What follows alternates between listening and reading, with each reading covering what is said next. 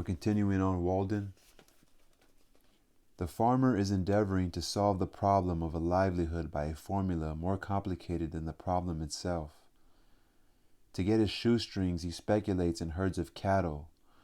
With consummate skill, he has set his trap with a hairspringe to catch comfort and independence, and then as he turned away, got his own leg into it. This is the reason he is poor, and for a similar reason we are all poor in respect to 1,000 savage comforts, though surrounded by luxuries. As Chapman sings, the false society of men, for earthly greatness, all heavenly comforts, rarefies to air. And when the farmer has got his house, he may not be the richer, but the poorer for it. And it be the house that has got him. As I understand it, that was a valid objection urged by Momus against the house which Minerva made, that she had not made it movable, by which means a bad neighborhood might be avoided. And it may still be urged, for our houses are such unwieldy property that we are often imprisoned rather than housed in them, and the bad neighborhood to be avoided is our own scurvy selves. I know one or two families at least in this town who for nearly a generation have been wishing to sell their houses in the outskirts and move into the village, but have not been able to accomplish it, and only death will set them free. Granted that the majority are able at last either to own or hire the modern house with all its improvements. While civilization has been improving our houses, it has not equally improved the men who are to inhabit them. It has created palaces, but it was not so easy to create noblemen and kings. And if the civilized man's pursuits are no worthier than the savage's, if he is employed the greater part of his life in obtaining gross necessaries and comforts merely, why should he have a better dwelling than the farmer? But how do the poor minority fare? Perhaps it will be found that just in proportion as some have been placed in outward circumstances above the savage, others have been degraded below him. The luxury of one class is counterbalanced by the indigence of another. On the one side is the palace, on the other side are the almhouse and silent poor. The myriads who built the pyramids to be the tombs of the pharaohs were fed on garlic, and it may be were not decently buried themselves. The mason who finishes the cornice of the palace returns at night perchance to a hut not so good as a wigwam. It is a mistake to suppose that in a country where the usual evidences of civilization exist, the condition of a very large body of the inhabitants may not be as degraded as that of savages. I refer to the degraded poor, not now to the degraded rich. To know this, I should not need to look farther than to the shanties which everywhere border our railroads, that last improvement in civilization, where I see in my daily walks human beings living in sties, and all winter with an open door for the sake of light, without any visible, often imaginable woodpile, and the forms of both old and young are permanently contracted by the long habit of shrinking from cold and misery, and the development of all their limbs and faculties is checked. It certainly is fair to look at that class by whose labor the works which distinguish this generation are accomplished. Such, too, to a greater or less extent, is the condition of the operatives of every denomination in England, which is the great workhouse of the world. Or I would refer you to Ireland, which is marked as one of the white or enlightened spots on the map. Contrast the physical condition of the Irish with that of the North American Indian or the South Sea Islander or any other savage race before it was degraded by contact with the civilized man. Yet I have no doubt that people's rulers are as wise as the average of civilized rulers. Their condition only proves what squalidness may consist with civilization. I hardly need refer now to the laborers in our southern states who produce the staple exports of this country, and are themselves a staple production of the South, but to confine myself to those who are said to be in moderate circumstances. Most men appear never to have considered what a house is, and are actually, though needlessly, poor all their lives, because they think that they must have such a one as their neighbors have, as if one were to wear any sort of coat which the tailor might cut out for him, or gradually leaving off palm leaf hat or cap of woodchuck skin, complain of hard times because he could not afford to buy him a crown. It is possible to invent a house still more convenient and luxurious than we have, which yet all would admit that man cannot afford to pay for. Shall we always study to obtain more of these things, and not sometimes to be content with less? Shall the respectable citizen thus gravely teach by precept and example the necessity of the young man's providing a number of superfluous glow shoes and umbrellas and empty guest chambers for empty guests before he dies? Why should not our furniture be as simple as the Arabs or the Indians? When I think of the benefactors of the race whom we have apotheosized as messengers from heaven, bearers of divine gifts to man, I do not see in my mind any retinue at their heels, any carload of fashionable furniture. Or what if I were to allow, would it not be a singular allowance, that our furniture should be more complex than the Arabs in proportion as we are morally and intellectually his superiors? At present our houses are cluttered and defiled with it, and a good housewife would sweep out the greater part into the dust hole, and not leave her morning's work undone. Morning work! By the blushes of Aurora and the music of Memnon, what should be man's morning work in this world? I had 3 pieces of limestone on my desk, but I was terrified to find that they required to be dusted daily, when the furniture of my mind was all undusted still, and I threw them out the window in disgust. How then could I have a furnished house? I would rather sit in the open air, for no dust gathers on the grass, unless where man has broken ground.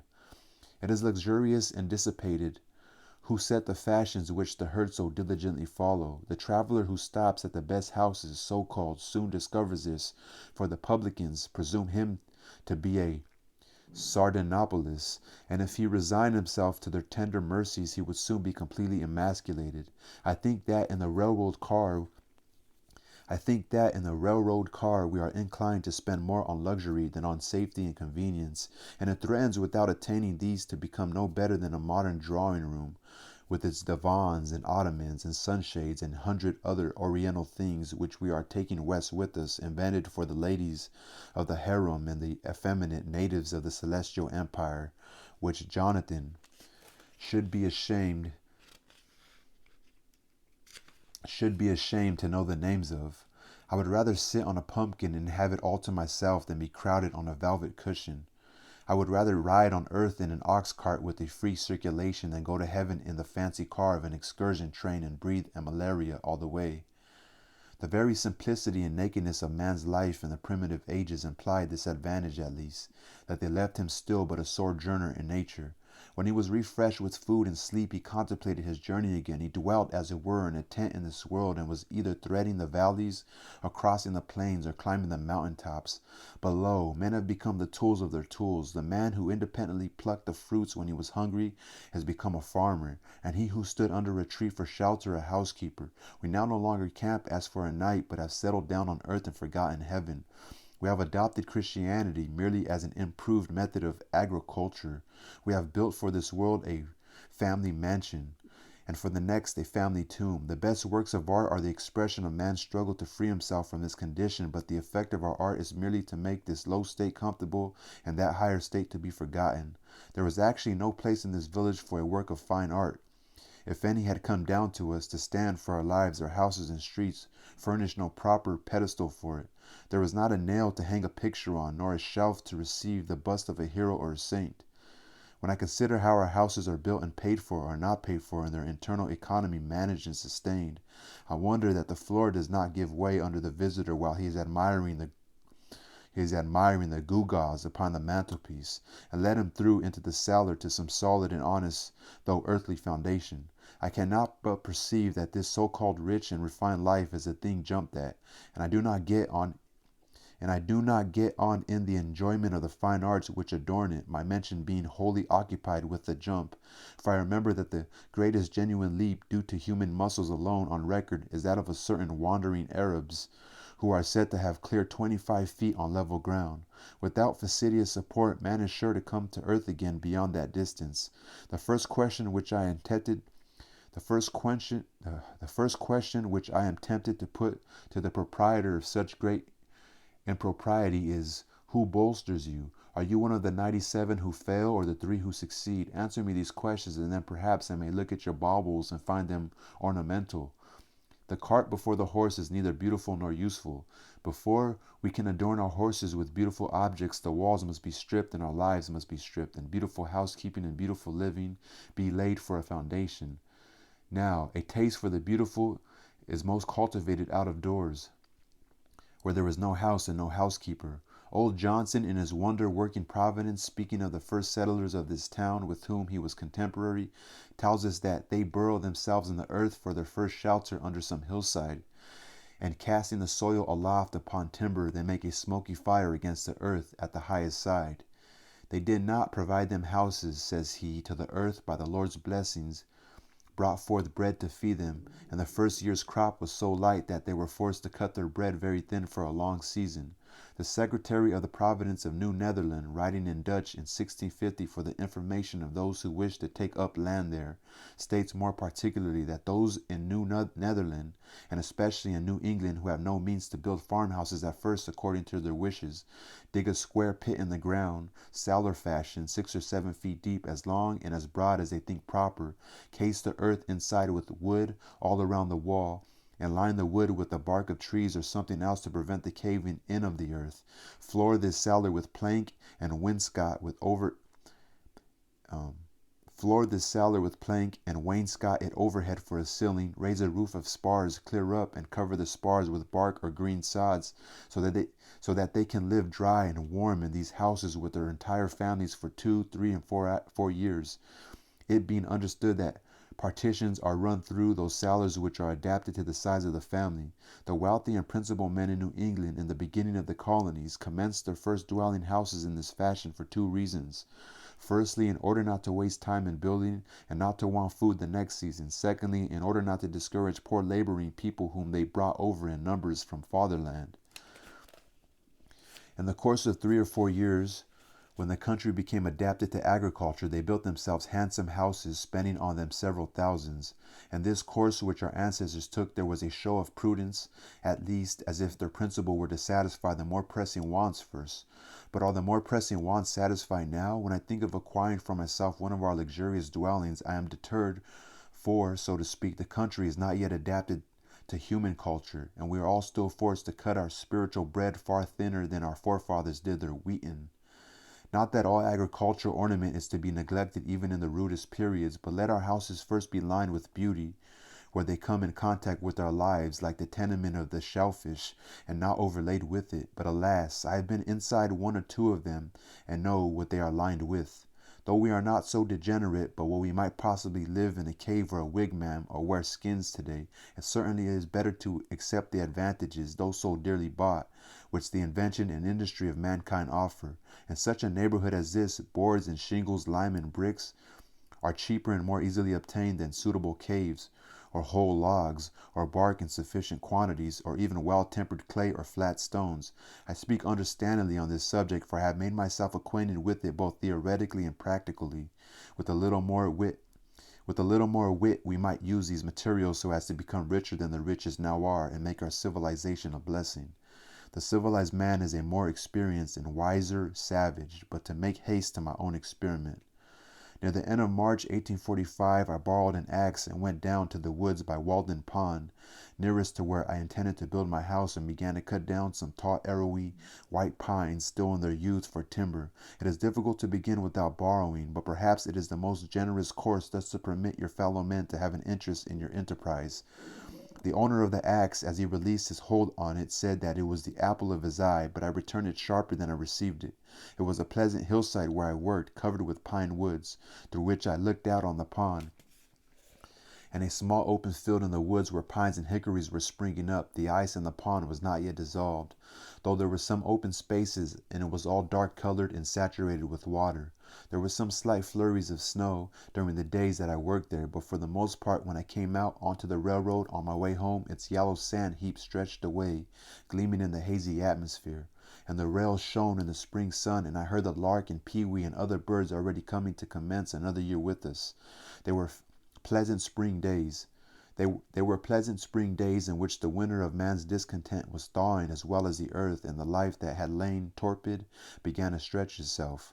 One day, when my axe had come off and I had cut a green hickory for a wedge, driving it with a stone, and had and had placed the hole to soak in a pond hole in order to swallow the wood. I saw a striped snake run into the water, and he lay on the bottom apparently without inconvenience, as long as I stayed there, or more than a quarter of an hour, perhaps because he had not yet fairly come out of the torpid state.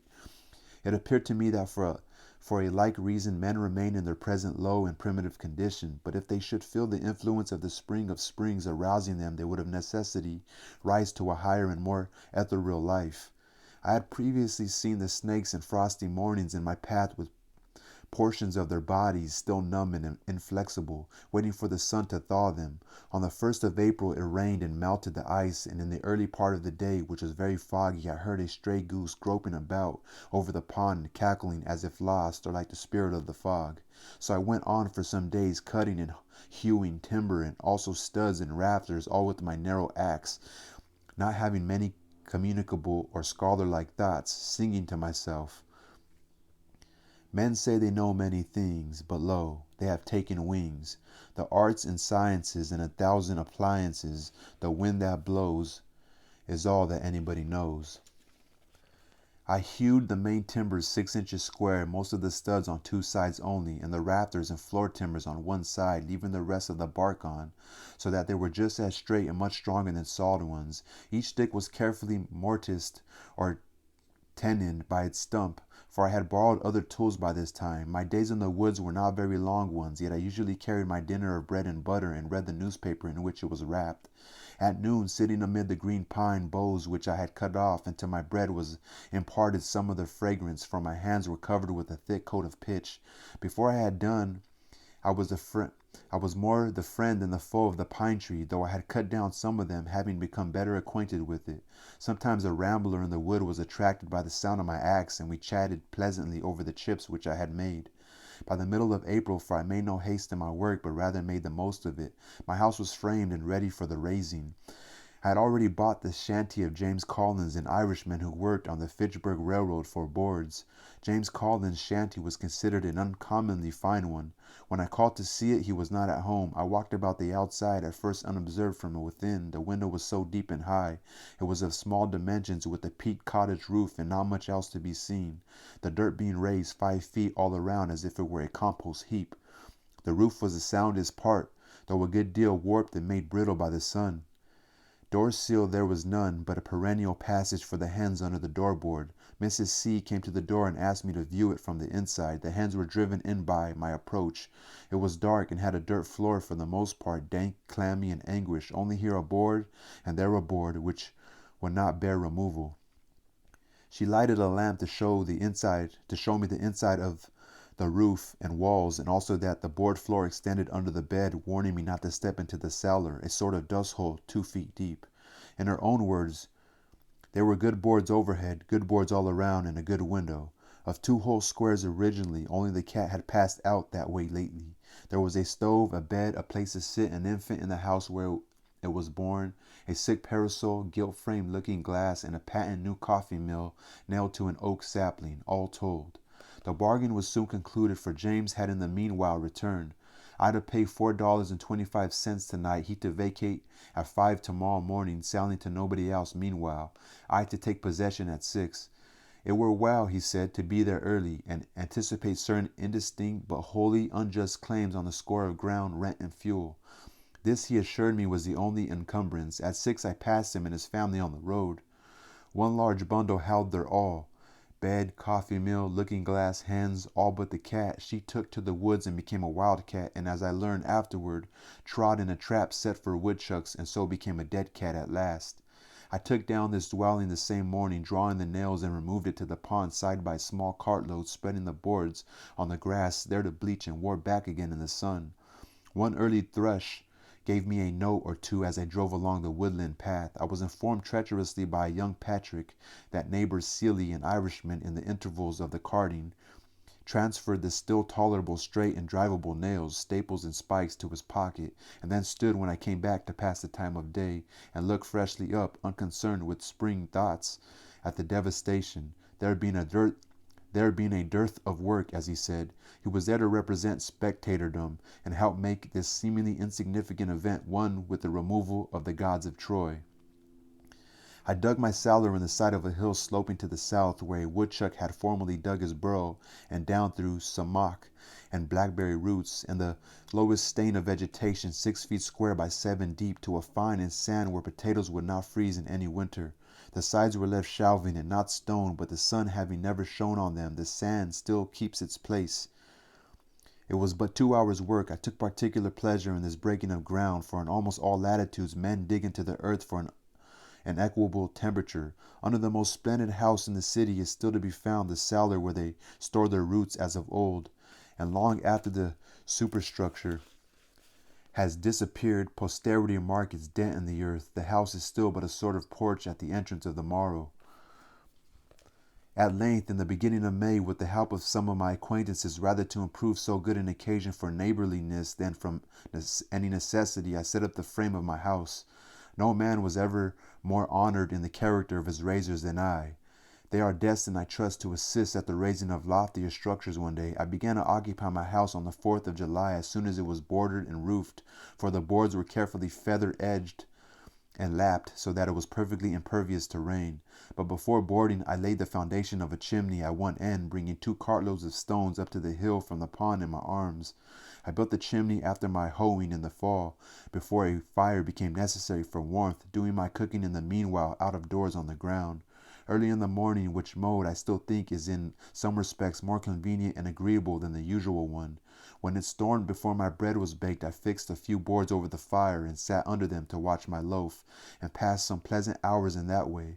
In those days when my hands were much employed, I read but little, but the least scraps of paper which lay on the ground, my holder or tablecloth, afforded me as much entertainment, in fact answered the same purpose as the Liliad. It would be worth the while to build still more deliberately than I did, considering, for instance, what foundation a door, a window, a cellar, a garret have in the nature of man, and perchance never raising any superstructure until we found a better reason for it than our temporal necessities even. There is some of the same fitness in a man's building his own house than there is in a bird's building its own nest. Who knows but if men constructed their dwellings with their own hands and provided food for themselves and families simply and honestly enough, the poetic faculty would be universally developed, as birds universally sing when they are so engaged.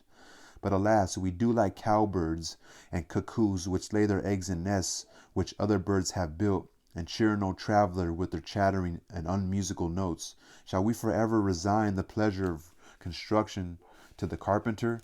What does architecture amount to in the experience of the mass of men? I never in all my walks came across a man engaged in so simple and natural an occupation as building his house.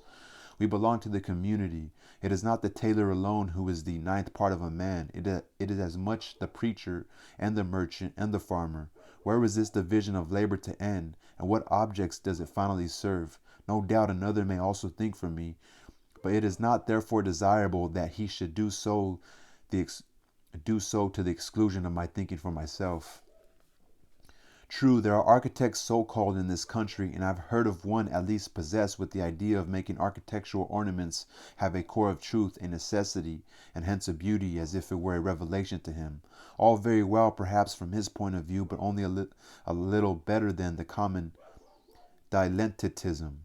A sentimental reformer in architecture, he began at the cornice, not at the foundation. It was only how to put a core of truth within the ornaments, that every sugar plum in fact might have an almond or caraway seed in it. Though I hold that almonds are most wholesome without the sugar, and not how the inhabitant, the indweller, might build truly within and without, and let the ornaments take care of themselves. What reasonable man ever supposed that ornaments were something outward in the skin merely, that the tortoise got its spotted shell, or the shellfish its mother of pearl tints, by such a contract as the inhabitants of Broadway, their Trinity Church?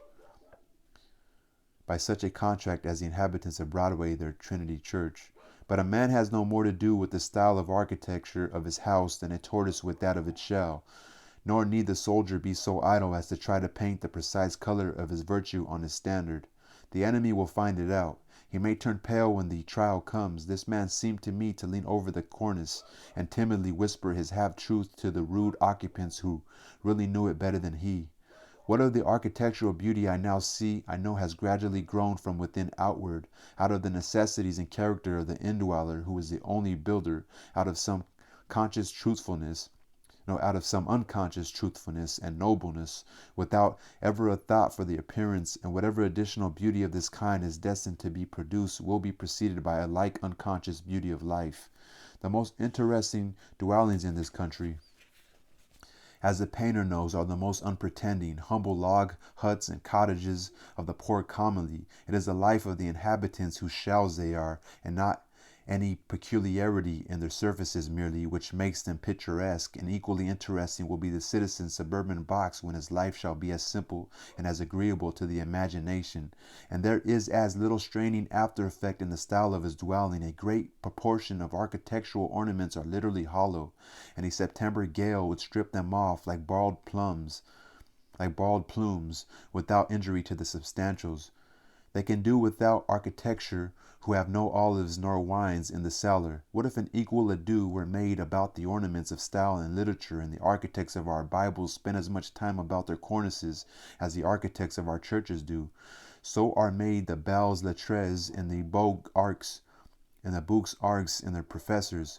Much it concerns a man, forsooth, how a few sticks are slanted over him or under him, and what colors are daubed upon his box.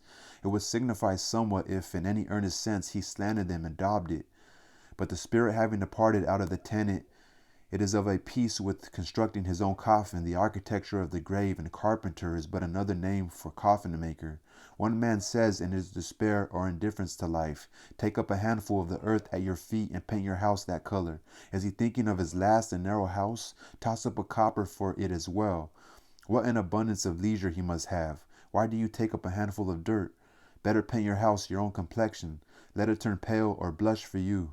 An enterprise to improve the style of cottage architecture. When you have got my ornaments ready, I will wear them. Before winter, I built a chimney and shingled the sides of my house, which were already impervious to rain, with imperfect and sappy shingles made of the first slice of the log, whose edges I was obliged to straighten with a plane. I have thus a tight shingled and plastered house, 10 feet wide by 15 long, and 8 feet post, with a garret and a closet, a large window on each side, 2 trapdoors, 1 door at the end, and a brick fireplace opposite. The exact cost of my house, paying the usual price for such materials as I use, but not counting the work, all of which was done by myself, was as follows. And I give the details because very few are able to tell exactly what their house costs, and fewer still, if any, the separate costs of the various materials which compose them. So he's saying boards, $8.03 and a half, mostly shanty boards. Refused shingles for roof and sides, $4. Laths, $1.25. 2 second-hand windows with glass, $2.43. 1,000 old brick, $4. 2 casks of lime, $2.40. That was high, more than I needed. Hair, 31 cents. Mantle tree iron, 15 cents. Nails, $3.09. Hinges and screws, 14 cents. Latch, 10 cents. Chalk, 1 cent. Transportation, $1.40. I carried a good part on my back. In all, $28.12 and a half. These are all the materials excepting the timber, stones, and sand which I claim by squatter's rights. I have also a small woodshed adjoining, made chiefly of the stuff which was left after building the house. I intend to build me a house which will surpass any on the main street in Concord in grandeur and luxury, as soon as it pleases me as much, and will cost me no more than my present one. I thus found that the student who wishes for a shelter can obtain one for a lifetime, at an expense not greater than the rent which he now pays annually. If I seem to boast more than is becoming, my excuse is that I brag for humanity rather than for myself, and my shortcomings and inconsistencies do not affect the truth of my statement, notwithstanding much cant and hypocrisy. Chaff which I find it difficult to separate from my wheat, but for which I am as sorry as any man. I will breathe freely and stretch myself in this respect. It is such a relief to both the moral and physical system, and I am resolved that it will not through humility, become the devil's attorney. I will endeavor to speak a good word for the truth. At Cambridge College, the mere rent of a student's room, which is only a little larger than my own, is $30 each year. Though the corporation had the advantage of building 32 side by side and under one roof, and the occupant suffers the inconvenience of many and noisy neighbors and perhaps a residence in the fourth story. I cannot but think that if we had more true wisdom in these respects, not only less education would be needed, because, forsooth, more would already have been acquired, but the pecuniary expense of getting an education would in a great measure vanish. Those conveniences which the student requires at Cambridge or elsewhere cost him or somebody else 10 times as great a sacrifice of life as they would with proper management on both sides. Those things for which the most money is demanded are never the things which the student most wants. Tuition, for instance, is an important item in the term bill, while for the far more valuable education which he gets by associating with the most cultivated of his contemporaries, no charge is made. He's going on a rant now, huh?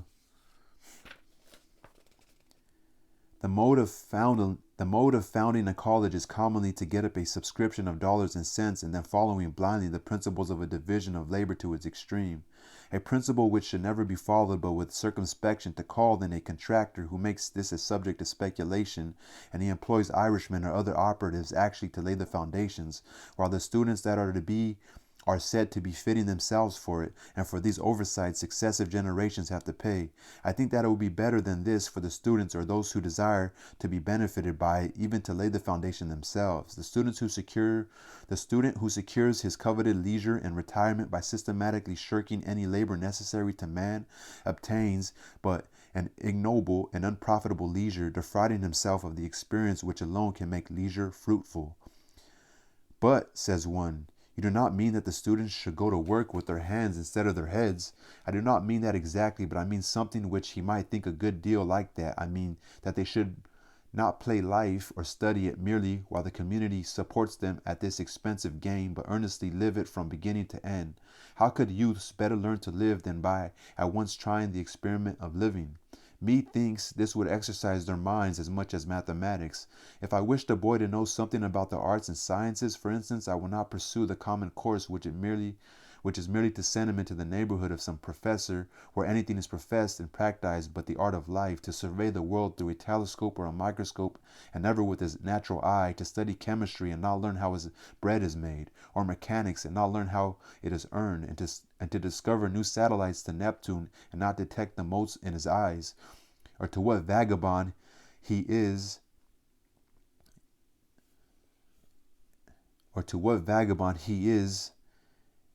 a satellite himself, or to be devoured by the monsters that swarm all around him while contemplating the monsters in a drop of vinegar. Which would have advanced the most at the end of a month, the boy who had made his own jackknife from the ore which he had dug and melted, reading as much as would be necessary for this, or the boy who had attended the lectures on metallurgy at the Institute in the meanwhile, and had received a Rogers penknife from his father?